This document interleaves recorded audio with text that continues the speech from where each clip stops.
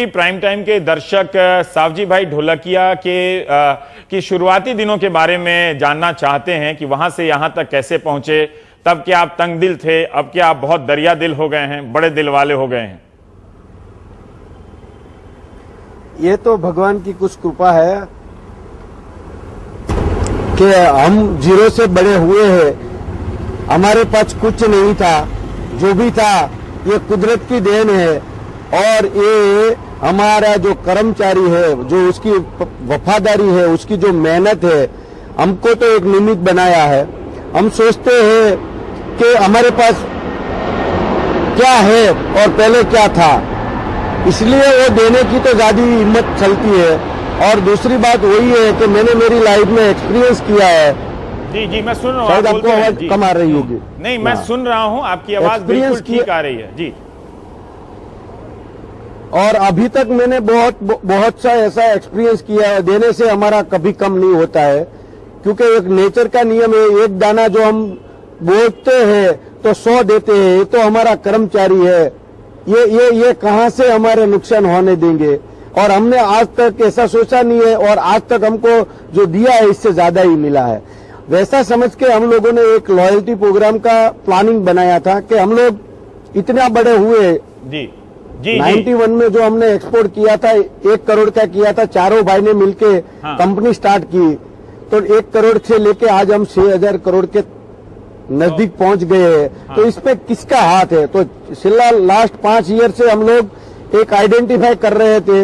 इसमें से हमको ये 1200 लोगों ने जो मेहनत की है उसका हमने परफेक्ट एक एनालिसिस किया, और पता चला कि ये 1200 का बहुत बड़ा हाथ है हमको आगे ले जाने के। ये 1200 लोगों को ऐसा देने का है कि ये 1200 लोगों को सुनकर हमारी इंडस्ट्री में और हमारा जो 6000 वर्कर है वो सब इसमें से प्रेरणा ले और अपनी जिम्मेदारी खुद उठावे। वो लोगों के पास इतनी ताकत है, उतनी स्किल है, लेकिन उसको एक मोटिवेशन मिलना चाहिए। तो सोचा कि ऐसा कुछ गिफ्ट दे। सावजी भाई, इन 1200 कर्मचारियों का चुनाव आपने कैसे किया? क्या ये वो कर्मचारी थे जो आपके पास बहुत दिनों से काम कर रहे थे उस आधार पर, या 6000 में से 1200 लोगों को चुनना, मतलब एक कोई और अपनी कोई टेक्नोलॉजी आपने लगाई, या बाहर से कोई ऐसे HR एजेंसी हायर की? जी नहीं, खुद की हमारी टेक्नोलॉजी है।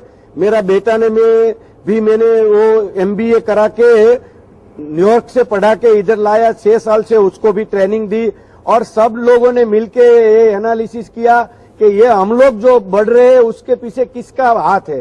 तो हम लोगों के पास एक खुद की टेक्नोलॉजी डेवलप की हुई है कि हम लोग ये तय कर सकते हैं कि किसकी कितनी ये कंपनी में वैल्यू ऐड की है, कितनी जिम्मेदारी बढ़ाई है। हमारा जो कंट्रोल करता है पूरा 6000 के सामने ये 1200 टिक सकता है।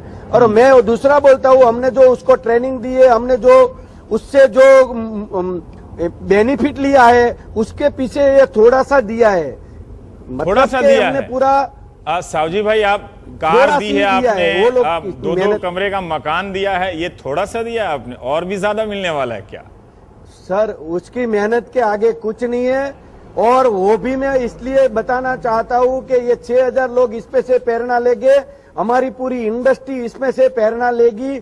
और जो डायमंड की चमक है ना, वैसा हमारा डायमंड का वर्कर की चमक होनी चाहिए, और उसका स्टेटस इतना ही होना चाहिए। वो अगले दिनों में आप देख सकेंगे। इससे हम लोगों ने, हमारा राष्ट्र ने क्या पाया है, हमारा गुजरात ने क्या पाया है, हमारा सूरत ने क्या पाया है, हमारी इंडस्ट्री ने क्या पाया है, वो अगले आप 5 साल में देखेंगे।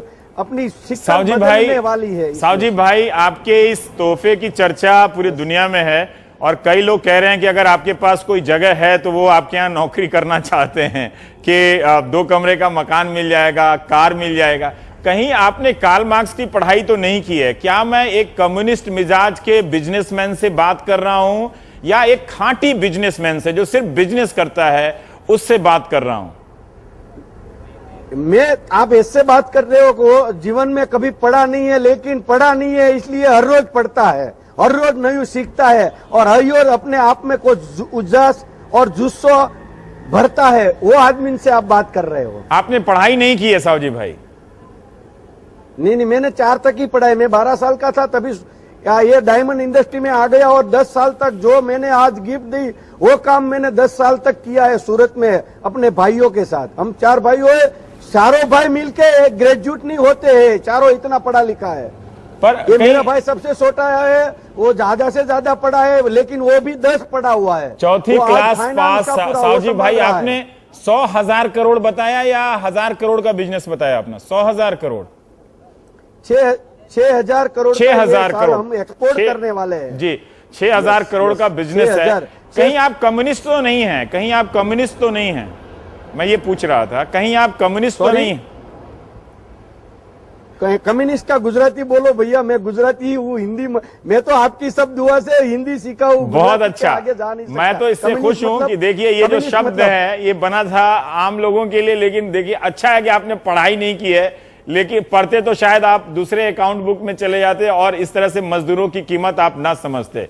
लेकिन साहब जी भाई एक बहुत बात मेरी जात को जी सर पूरी कर लें अपनी बात। मैं मेरी जात को धन्यता अनुभूता हूँ, मैं पढ़ा लिखा नहीं हूँ इसलिए हर रोज पढ़ता हूँ। बहुत अच्छी बात। मैं एक बात जानना चाहता था साहब जी भाई कि क्या इस तरह के स्कीम और भी कंपनियां सूरत में लागू की हैं, या आपके हीरा व्यापार में ये बहुत आम है कि चूंकि बहुत पैसा कमाते हैं तो सबको इस तरह से बांट देता है? पिछली बार जी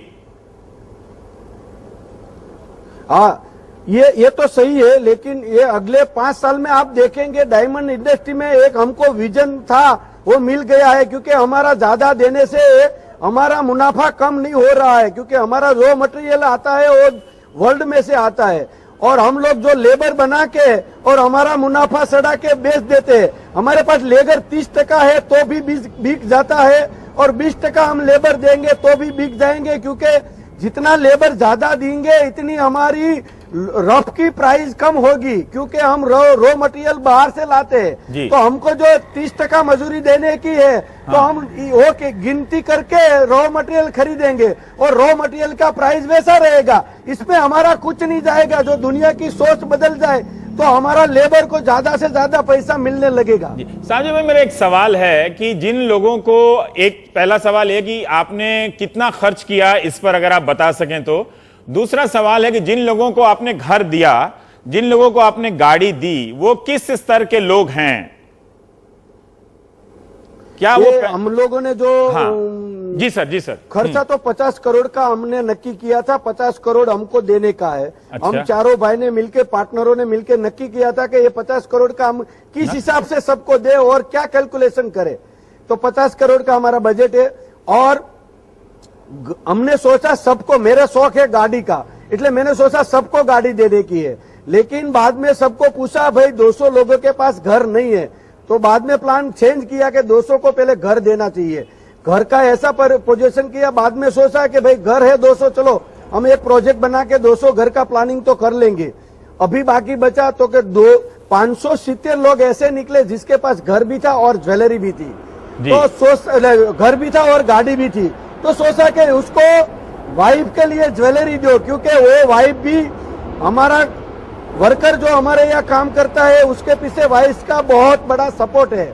हम लोग वाइफ को प्रायोरिटी नहीं देते इधर गुजरात में, सब लोग कम देते हैं।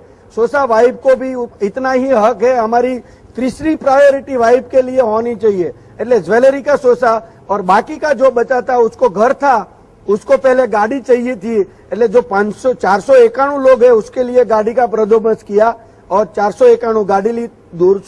1267 लोग जो हमारा क्वालिफायर किया था, 1267 के लिए हमने ये प्रोजेक्ट बनाया और मैं आज खुश हूँ। आप लोगों ने मेरा उम्मीद नहीं था इतना बड़ा समाज को ये हाईलाइट किया और दूसरी कंपनी को जो प्रेरणा मिलेगी, आप सबको इतना आपकी इंडस्ट्री में भी सोच बदल जाएगी और सबकी सैलरी बढ़ जाएगी। अच्छा लग रहा है आपकी बातों को सुनकर। बहुत सारी ऐसी कंपनियां हैं जो अपने कर्मचारियों को, आदमी हूँ, आपने मेरे को बहुत बड़ा बना दिया। नहीं, आपका काम बहुत अच्छा है, काम से आप बड़े हुए, चौथी क्लास से आप यहां तक पहुंचे कि आप अपने अतीत को नहीं भूले और अपने साथ काम करने वाले कर्मचारियों को आपने ये तोहफा दिया है।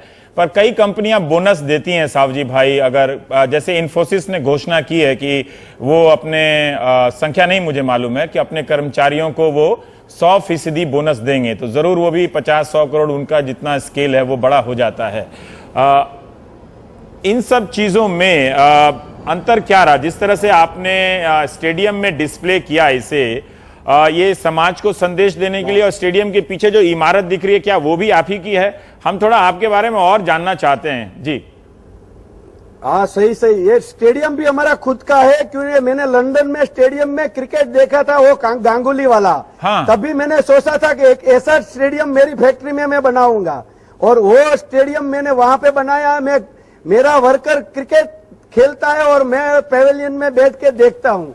ये खुद का है। हमारे यहाँ जिम भी है, हमारे यहाँ स्टीम सोना बाथ सब कुछ है, स्विमिंग भी है, वॉलीबॉल ग्राउंड है। सब लोग शाम को 6 बजे हम वर्कर के साथ सब मैनेजर सब खेलते हैं। ये हमारा खुद का है। ये एक काम करने का तरीका है और एक बढ़िया सा काम लेने का भी एक तरीका है।